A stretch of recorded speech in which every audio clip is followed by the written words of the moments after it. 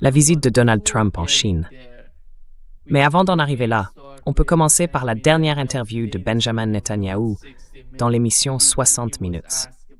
On lui a demandé « Comment voyez-vous l'avenir de la guerre au Moyen-Orient » Il a répondu « Nous sommes à quelques mois de mettre fin à la guerre. Alors qu'est-ce que ça veut dire à quelques mois? Et surtout, qui va se battre pour lui? Quelle est la situation actuelle du conflit au Moyen-Orient? »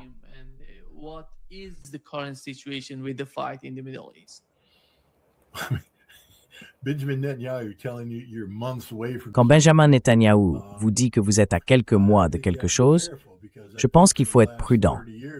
Parce que depuis une trentaine d'années, il nous répète qu'on est à quelques années ou à quelques mois de voir l'Iran se doter de la bombe nucléaire. Apparemment, sa relation avec le calendrier est, disons, assez souple. Franchement, je me fiche complètement de ce que dit Benjamin Netanyahou parce qu'il est hors sujet. Aujourd'hui, on parle d'une situation où les États-Unis n'ont plus vraiment la capacité de mener une guerre conventionnelle sérieuse contre l'Iran. Et vous savez, le président Trump se heurte à des réalités très dures, qu'il balaie peut-être d'un revers de main sur la pelouse de la Maison-Blanche, quand il dit qu'il se moque du coût économique pour le peuple américain. Mais au fond, tout ça tourne autour de la question de la bombe nucléaire iranienne. Eh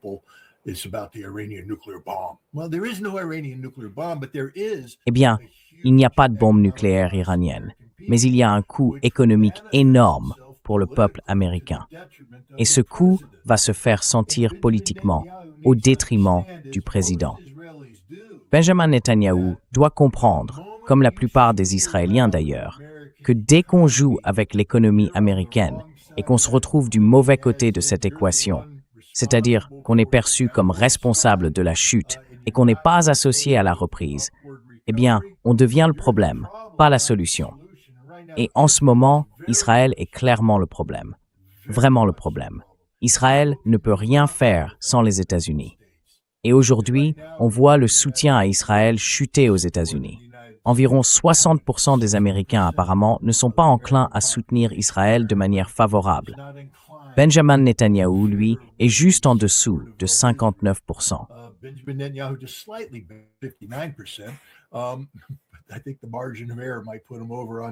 Je pense que la marge d'erreur pourrait le faire basculer d'un côté ou de l'autre.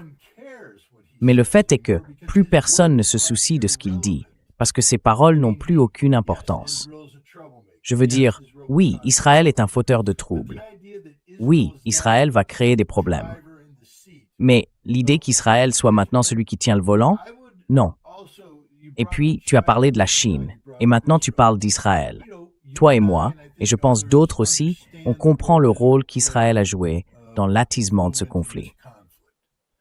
Tu sais, Netanyahou et le directeur du Mossad sont allés à la Maison-Blanche le 11 février, et ils ont vendu au président une belle histoire complètement fausse. Et voilà où on en est. Maintenant, on est en guerre.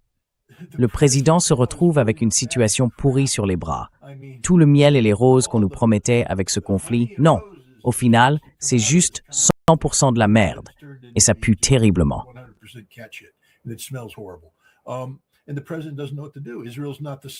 Et le président ne sait pas quoi faire. Israël n'est plus la solution. C'est devenu le problème. Et Netanyahou n'est plus aux commandes. Mais il faut que les gens comprennent qu'il y avait ici un agenda bien plus large que celui d'un grand Israël. Oui, ça satisfait un certain courant sioniste qui a pris le contrôle de la politique étrangère américaine et qui, disons-le, exerce une forte influence dans l'État profond. Mais Trump, lui, joue à un niveau supérieur, un jeu de domination mondiale. C'est presque comique, aujourd'hui, de repenser à tous les mensonges qu'il nous a racontés pendant sa campagne. Tout ce qu'il disait était faux. Il ne cherchait pas à redéfinir la relation du pays avec le reste du monde, où l'ordre international fondé sur des règles ne serait plus le moteur et où les États-Unis accepteraient de vivre dans un monde multipolaire.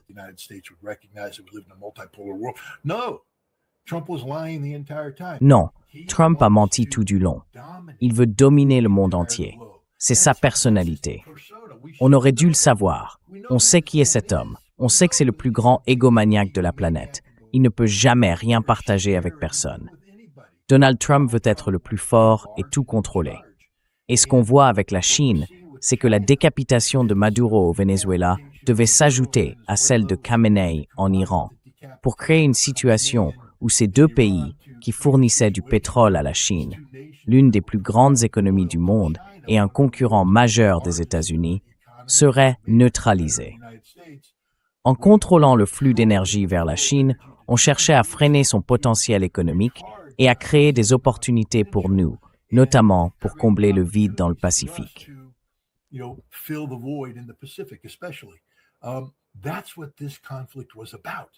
C'est de ça qu'il s'agissait dans ce conflit.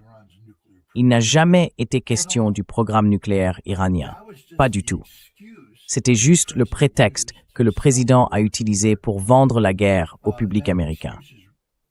Et ce prétexte commence à s'effriter sérieusement, parce qu'au fond, même si on ne demande pas de preuves avant d'entrer en guerre, une fois que la guerre touche notre économie, là, on veut des preuves. Et il semble bien qu'il n'y en ait aucune, montrant que l'Iran représentait une menace. Le président a un problème de politique, un problème de récit, mais il a aussi un problème géopolitique plus large, parce que le monde qu'il essayait de construire s'est effondré sur lui. L'effort pour contrôler le flux d'énergie vers la Chine a échoué.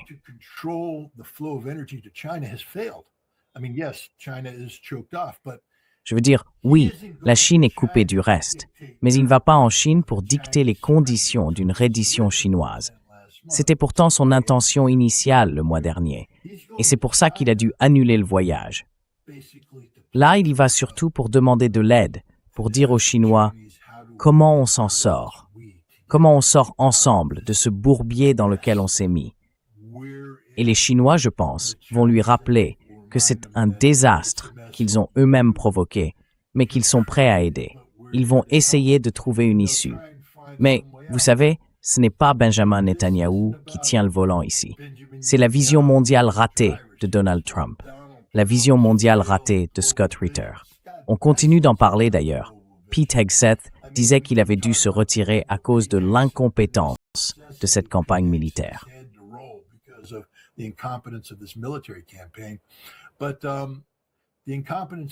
Mais l'incompétence de Scott Ritter se voit aussi. Cet homme a toujours voulu utiliser les marchés de l'énergie pour mettre des nations à genoux. Il a même dit clairement, on va mettre la Russie à genoux. Alors, comment ça s'est passé, Scott? Pas terrible, hein? Ouais. Et maintenant, il veut mettre la Chine à genoux. Ça ne marche pas très bien non plus, pas vrai, Scott? Du coup, je pense que le président va finir par mettre Ritter sur la sellette. Il reçoit de très mauvais conseils, de tous les côtés. Bref, Netanyahou, lui, c'est un homme vieillissant, malade, sans véritable soutien politique en Israël. Il se maintient au pouvoir en inventant des menaces sécuritaires qui, au final, n'ont fait que nuire à Israël. Quel problème a-t-il résolu? Il n'a même pas réglé la question du Hamas.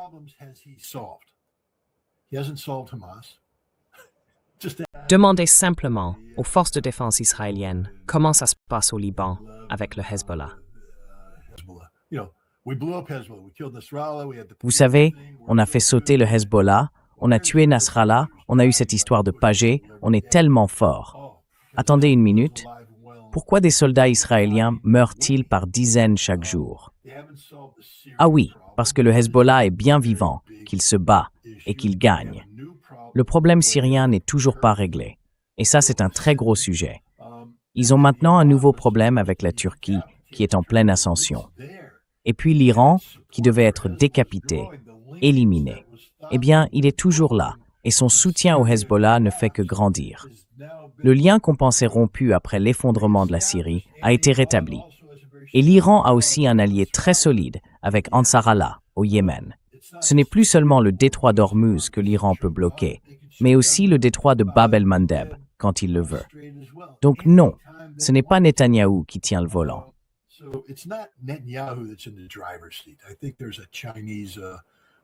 Je crois qu'il y a un professeur chinois quelque part qui raconte qu'Israël voudrait faire exploser le monde entier. Franchement, je pense que ce type plane complètement, parce qu'Israël ne gagne rien du tout en ce moment.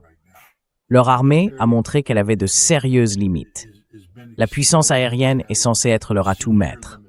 Eh bien, dans ce conflit, l'atout maître, c'est le programme de missiles balistiques de l'Iran. Et apparemment, ni Israël ni les États-Unis n'ont réussi à le freiner efficacement. La CIA dit qu'ils ont réussi à remettre environ 90% de leur capacité en service. Arashi, en qui j'ai plus confiance que la CIA, affirme que c'est 120%. Et ce chiffre a probablement encore augmenté puisqu'il a fait cette déclaration la semaine dernière. Ce qu'il dit, en clair, c'est « Nous avons reconstitué l'ensemble de notre force de missiles balistiques et nous en construisons de nouveaux. » Autrement dit, nous sommes aujourd'hui plus forts que nous ne l'étions au début du conflit.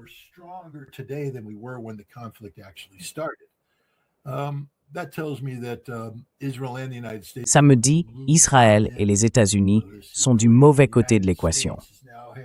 Les États-Unis sont maintenant en train de débattre en interne de ce qu'il nous reste. D'après le sénateur Mark Kelly, il ne nous reste plus rien. C'est ce qu'indique un briefing classifié du Pentagone. Et maintenant, les gens sont furieux parce qu'il dit la vérité. Ils ne voulaient pas que cette vérité sorte parce qu'ils voulaient mentir au peuple américain et au reste du monde pour donner l'image d'une force qui n'existe pas. Mais nous n'avons pas assez d'armes à longue portée. On a vidé l'arsenal. Aujourd'hui, on n'est même plus en mesure de faire semblant de croire qu'on pourrait entrer en guerre contre la Chine. Une guerre contre la Russie est hors de question, et on ne peut même pas soutenir une campagne sérieuse contre l'Iran.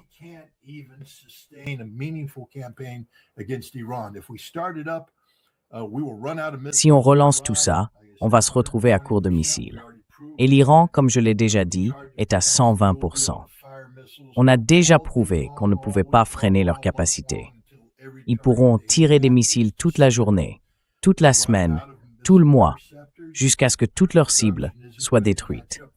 Nous, on n'a plus d'intercepteurs de missiles. La production ne rattrapera pas le retard avant des années, et sûrement pas à temps pour que ça change quoi que ce soit ici. Donc, encore une fois, je pense qu'Israël a perdu son rôle de moteur principal de ce qui se passe au Moyen-Orient. Le moteur principal aujourd'hui, c'est l'Iran. C'est eux qui contrôlent le récit. C'est eux qui tiennent tout. Et franchement, c'est eux qu'on devrait écouter. Vous voyez, c'est Arakchi que 60 minutes devrait appeler. C'est sa voix qu'il devrait entendre. Netanyahou, je le méprise.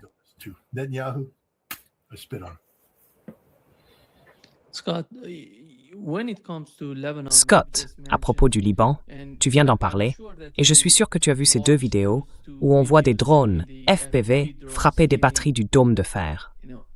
Le dôme de fer était censé intercepter ces drones, mais on dirait qu'il n'arrive ni à les détecter, ni à les toucher. Quel est le problème avec le dôme de fer? On ne parle pas ici du système THAAD ou du Patriot, mais bien du dôme de fer, celui qui est censé gérer les roquettes et les drones.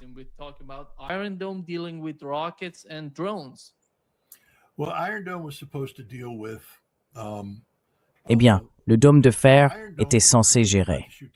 Enfin, il n'a pas été créé pour intercepter des missiles Scud, mais pour abattre les Katyusha et les roquettes artisanales que le Hamas tirait.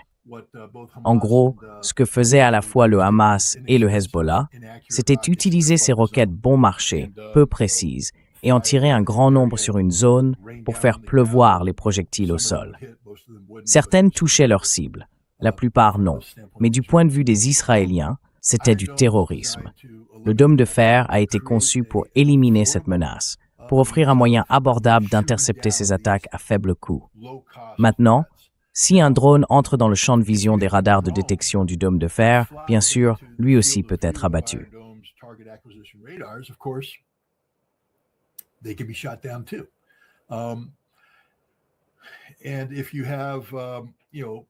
Et si vous avez, disons, un missile plus gros qui arrive et qui libère plusieurs ogives, le dôme de fer peut, en théorie, être efficace aussi. Mais je pense que le taux d'interception serait trop élevé pour que le système puisse tout gérer. Il faut d'autres types de missiles pour ça. Et on n'en a pas assez. Mais les FPV, eux, volent très près du sol. Ils passent littéralement sous le radar. Et une fois qu'ils ont franchi cette barrière, Eh bien, comme on le voit, ils ont le champ libre. Hezbollah, je suis ça de près, parce que je m'intéresse à la guerre par drone depuis un certain temps déjà, en Ukraine comme en Russie, en observant la façon dont ils se battent là-bas, et aussi comment les États-Unis s'adaptent à cette nouvelle réalité.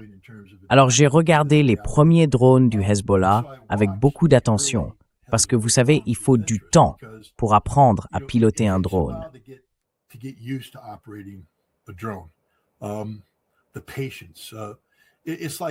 La patience, c'est comme pour tout. Une fois qu'on se sent à l'aise, tu vois, la première fois qu'on pilote un drone derrière les lignes ennemies, on se dit « je dois agir tout de suite ». On a cette impression qu'un truc grave va arriver, qu'il faut agir maintenant.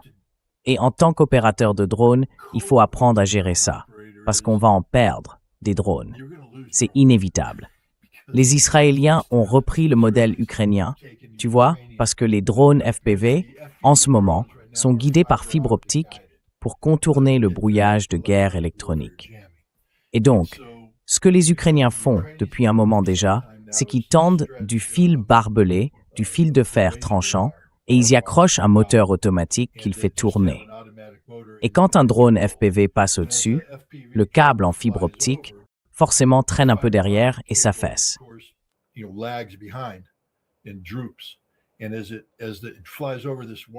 Et quand il passe au-dessus de ce fil, il s'y accroche, il s'enroule autour, et ça finit par casser le fil. Le drone s'écrase. Donc voilà, les Israéliens font ça. Alors oui, vous allez perdre des drones. C'est comme ça.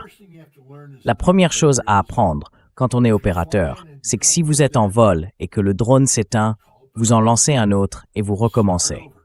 Vous allez en perdre, c'est inévitable. Il ne faut pas considérer chaque drone comme un équipement à $1 million qui doit absolument accomplir sa mission. Autre point important, une fois sur place, ne paniquez pas. Cherchez vos cibles, établissez vos priorités. Vous êtes là parce qu'ils n'ont pas la capacité de vous abattre. Prenez votre temps. Les premiers drones FPV du Hezbollah, eux, étaient marqués par une sorte d'urgence. Ils arrivaient et fonçaient littéralement sur la première cible qu'ils voyaient, en ignorant les autres.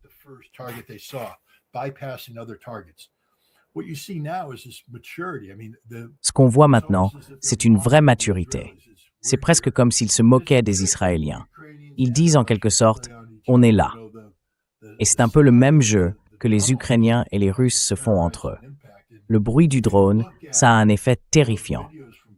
Quand on regarde les vidéos des deux camps, dès qu'ils entendent ce son, toute l'attention se concentre là-dessus. Tout le monde au sol se focalise sur une seule chose, abattre ce drone, ou s'assurer qu'il ne les touche pas. Une concentration totale. Et je pense que les deux camps y trouvent une certaine excitation. Pour un opérateur de drone, voir les soldats en bas paniquer parce qu'un engin tourne au-dessus d'eux et peut les tuer, c'est une forme de pouvoir. Aujourd'hui, le Hezbollah est devenu très mûr dans ses opérations de drone.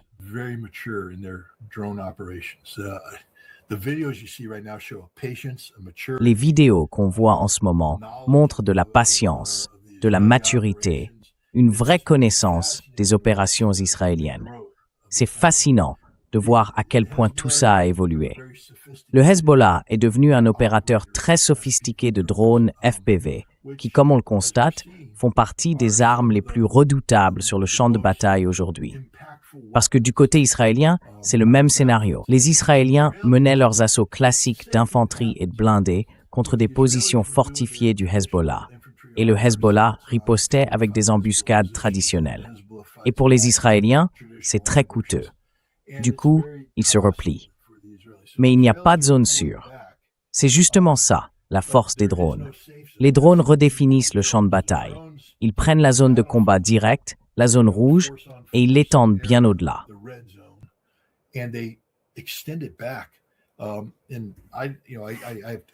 Je pense que les drones FPV du Hezbollah opèrent jusqu'à une vingtaine de kilomètres à l'intérieur. En Russie et en Ukraine, ils vont parfois jusqu'à 50-60 kilomètres. Et si le Hezbollah commence à projeter des drones FPV à 60 kilomètres à l'intérieur d'Israël, là, Israël va avoir un vrai problème, parce qu'il n'y aura plus de zone sûre. C'est d'ailleurs l'une des choses qu'on a vues en Russie. Les gens demandent pourquoi les Russes avancent-ils si lentement? Eh bien, essayez donc de mener une guerre de drones. On ne peut plus amener la logistique jusqu'à la ligne de front, décharger et passer à l'assaut. Maintenant, on décharge à une quinzaine de kilomètres en arrière et les troupes doivent avancer à pied ou avec des véhicules légers pour éviter la couverture des drones et progresser. On ne peut plus masser les troupes parce que rassembler des troupes, c'est attention.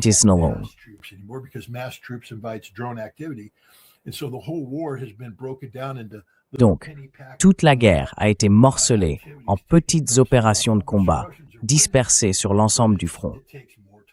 Les Russes sont en train de les gagner, mais ça prend plus de temps. Israël, lui, va découvrir maintenant qu'il ne peut plus soutenir un combat de première ligne contre le Hezbollah, parce que pour déployer une force, ça crée des opportunités pour les drones FPV. Et puis, pour amener cette force sur place, il faut passer par une autoroute de la mort d'une vingtaine de kilomètres. Vous connaissez le sud du Liban, ce n'est pas un vaste réseau. Il n'y a que quelques couloirs de circulation sur lesquels les Israéliens peuvent opérer. Et si ces couloirs commencent à être coupés par les drones du Hezbollah, les Israéliens ont un problème. Oui, les Israéliens ont un vrai problème, et ces vidéos le prouvent.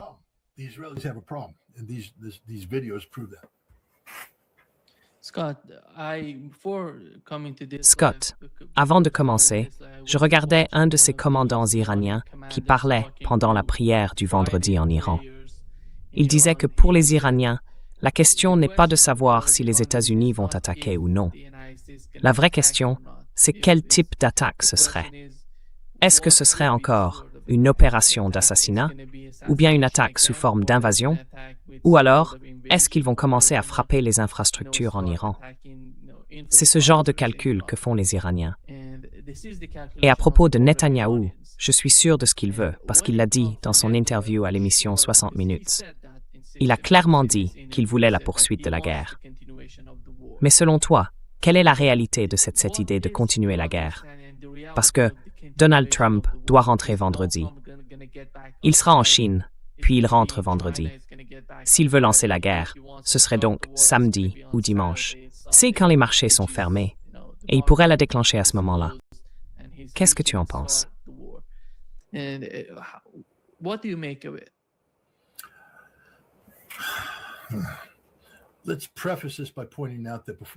Avant tout, il faut rappeler qu'avant que Donald Trump n'aille en Chine, quelqu'un d'autre s'y est rendu. Je crois qu'il s'appelle Araghchi.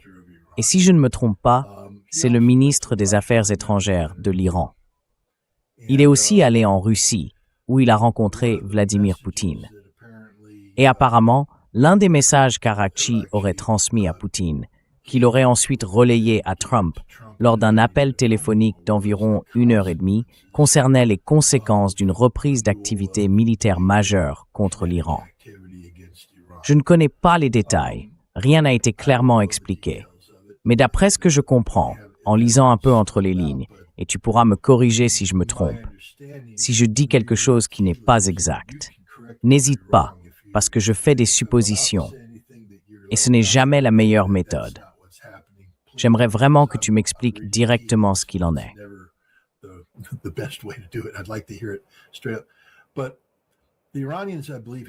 Mais les Iraniens, je pense, ont clairement prévenu les États arabes du Golfe, le Koweït, Bahreïn, le Qatar, les Émirats arabes unis et l'Arabie saoudite, que leurs principales infrastructures de production d'énergie seraient détruites dès le premier jour si les États-Unis lançaient une telle opération.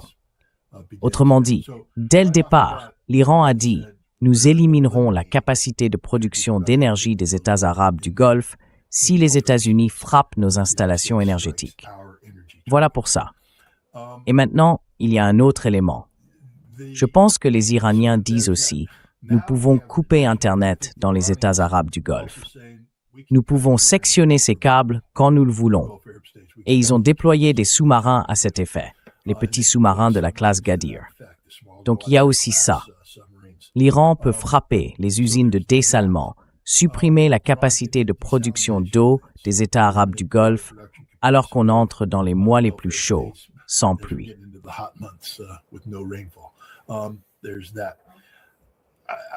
Oui, voilà. Je crois qu'Araqchi a d'ailleurs dit la même chose aux Chinois. Et je pense que Donald Trump va être prévenu que ce n'est tout simplement pas une option. Parce que si on fait ça, les conséquences économiques seront énormes et on les subira aussi. Donc, évitons ça. L'autre problème, c'est la durabilité. D'accord, imaginons qu'on se lance dans un conflit avec les Iraniens. Disons qu'on envoie assez d'armes à longue portée pour pouvoir reprendre le rythme de nos anciennes opérations. La dernière fois, ça a duré 37 jours. Et là, la meilleure estimation, c'est qu'on serait à court de munitions en moins d'une semaine. Donc, on aurait une semaine de bombardement. Et on pense vraiment qu'en une semaine, on va réussir ce qu'on n'a pas pu faire en 37 jours.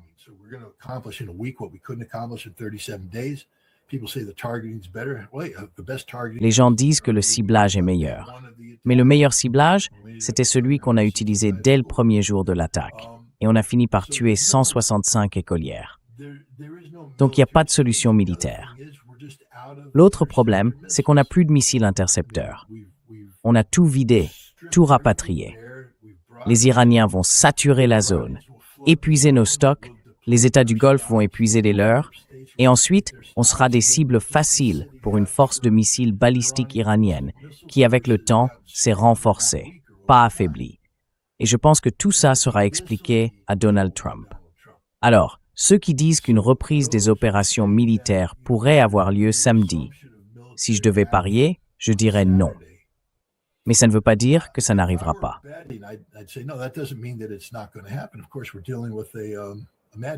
Bien sûr, on a affaire à un fou à la présidence, littéralement quelqu'un d'instable.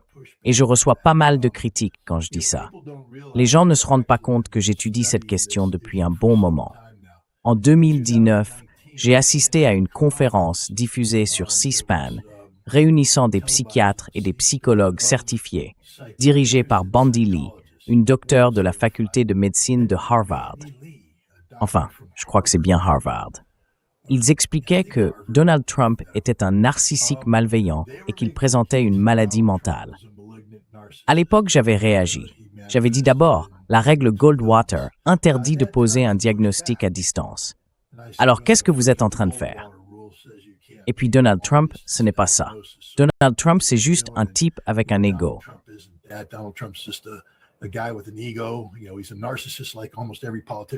Tu sais, c'est un narcissique, comme presque tous les politiciens.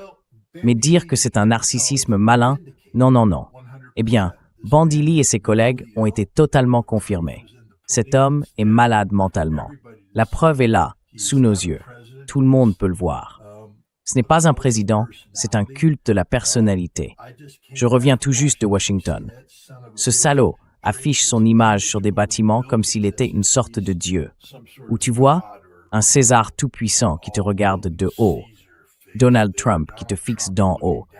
C'est pas ça, l'esprit de ce pays. C'est un homme qui essaye de soudoyer des sénateurs, de faire mettre son nom sur des tunnels, des voies ferrées, des aéroports. Pourquoi?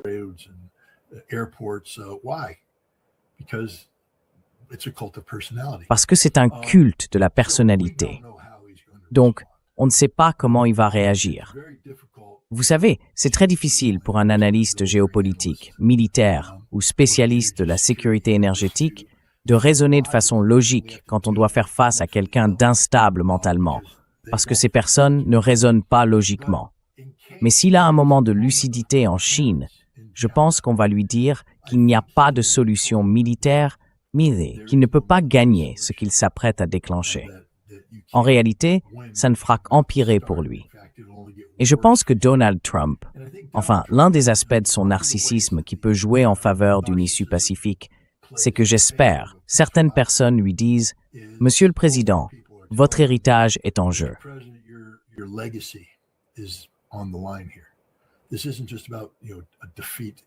Ce n'est pas seulement une défaite contre l'Iran.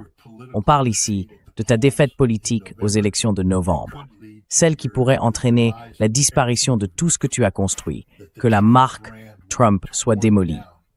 Il n'y aurait plus de Trump à l'avenir.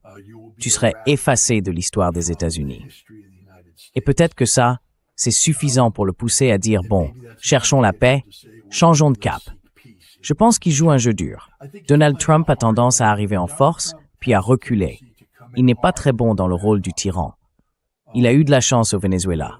Franchement, il a eu beaucoup de chance.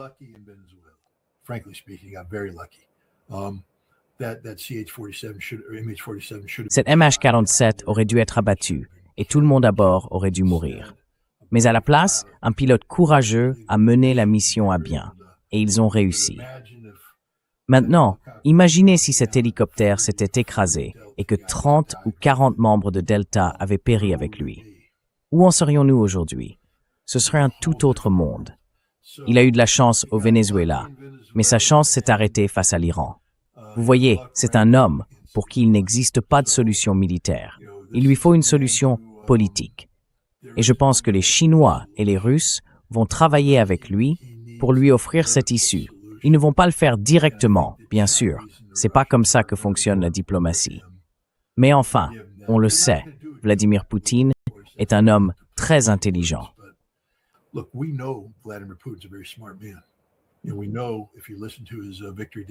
Et on le sait, si vous avez écouté son discours du jour de la victoire, il flattait clairement l'ego de Donald Trump. Parce qu'il sait que c'est comme ça qu'on fait. C'est tout simplement de la politique intelligente. Et je pense que Xi Jinping, enfin, il y a beaucoup de choses que la Chine pourrait dire en ce moment sur l'Amérique, sur la politique américaine. Mais si vous regardez bien, les Chinois sont restés relativement silencieux cette semaine.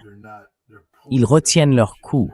Ils ne cherchent pas à porter le coup de grâce parce qu'ils comprennent qu'un accord négocié est nécessaire et ils veulent être en position de le négocier.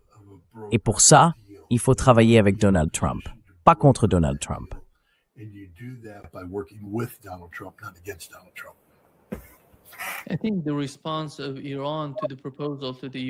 Je pense que la réponse de l'Iran à la proposition américaine, dont le petit Donald Trump disait qu'elle avait pris 4 jours, montre bien quelque chose. En réalité, ils ont eu besoin de moins de 10 minutes pour préparer ce document. Et ça illustre bien la différence de rythme entre les Iraniens et Donald Trump. Les deux chronologies ne coïncident pas du tout. Et quand on regarde ce que dit l'Iran, mettre fin à la guerre sur tous les fronts, lever les sanctions, débloquer les avoirs gelés, eh bien, tout ça n'est pas entre les mains du président américain.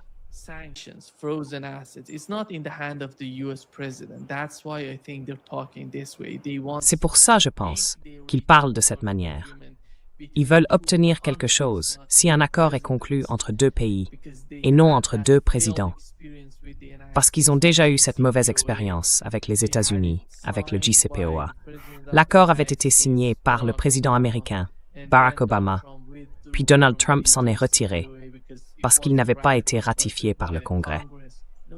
C'est l'état d'esprit en ce moment en Iran, chez ceux qui espèrent parvenir à un accord avec les États-Unis.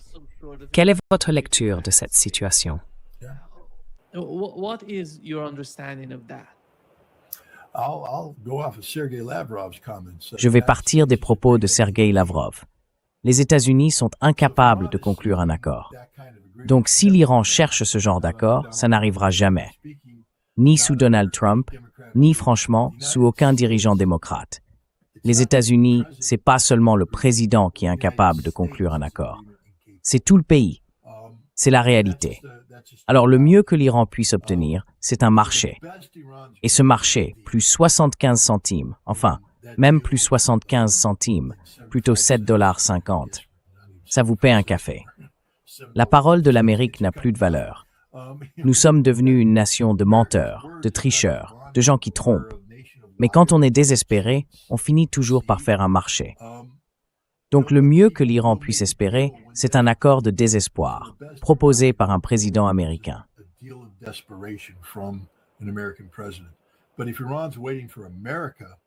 Mais si l'Iran attend que l'Amérique, en tant qu'institution, se lève et fasse ce qu'il faut, ça n'arrivera pas. Nous sommes incapables de conclure le moindre accord. L'État profond a rempli les centres de décision américains de gens convaincus de la noblesse de l'hégémonie américaine, de l'inévitabilité de la domination américaine. Nous serions, paraît-il, la nation indispensable, et beaucoup croient encore à ces absurdités. Ils ne comprennent pas que le reste du monde voit clair dans ce jeu. Il n'y a plus de façade. Il fut un temps, comme l'a rappelé Mark Carney, le Premier ministre canadien, dans son discours à Davos, où le monde jouait le jeu de l'ordre international fondé sur des règles. Mais a-t-il dit, on a toujours su que c'était du faux.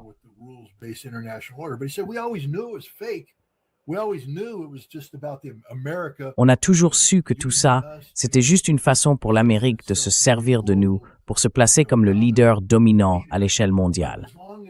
Mais tant qu'on recevait les miettes qu'on nous jetait, on jouait le jeu. Parce que ça nous apaisait. Ça nous rendait contents. Mais le Canada l'a dit tout haut. Ils savent qui nous sommes. L'Europe aussi sait qui nous sommes. Tous nos amis, nos soi-disant amis, savent qui nous sommes.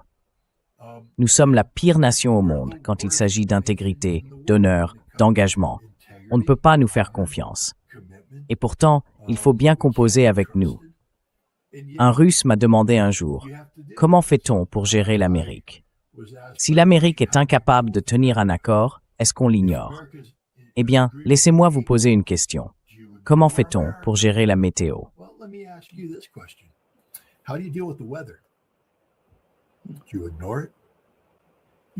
Tu l'ignores? On ne peut pas ignorer la météo. Elle est là. Quand il pleut, tu mets un imperméable. Quand il fait chaud, tu t'habilles léger et tu fais avec. Quand il fait froid, tu mets un manteau. L'Amérique, c'est comme la météo. Imprévisible, changeante, parfois orageuse, parfois calme. Mais on ne peut pas passer un accord avec la météo. La météo ne respectera jamais un accord. Elle les brisera tous parce qu'elle est incapable d'en avoir un. Eh bien, c'est ça, les États-Unis. Nous sommes la météo mondiale et les gens doivent simplement s'y faire maintenant. Et je pense que l'Iran va devoir s'y adapter.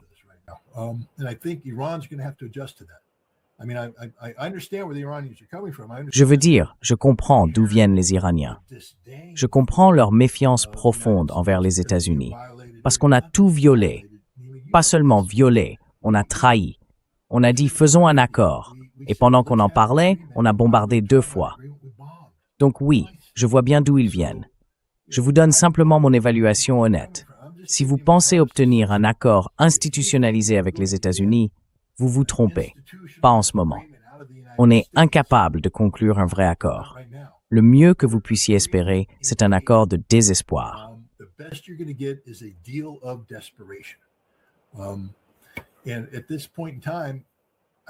Et à ce stade, je pense que la Chine et la Russie sont prêtes à accepter ça.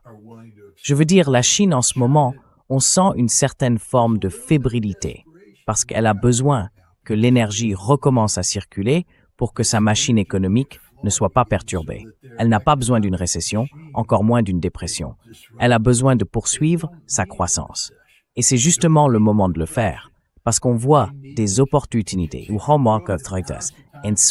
des opportunités mondiales qui émergent un peu partout dans le monde. Et la Chine, en réalité, c'est la seule puissance économique capable de répondre à ses besoins. C'est sa chance. C'est son moment. Mais pour ça, il faut que le détroit d'Ormuz soit rouvert.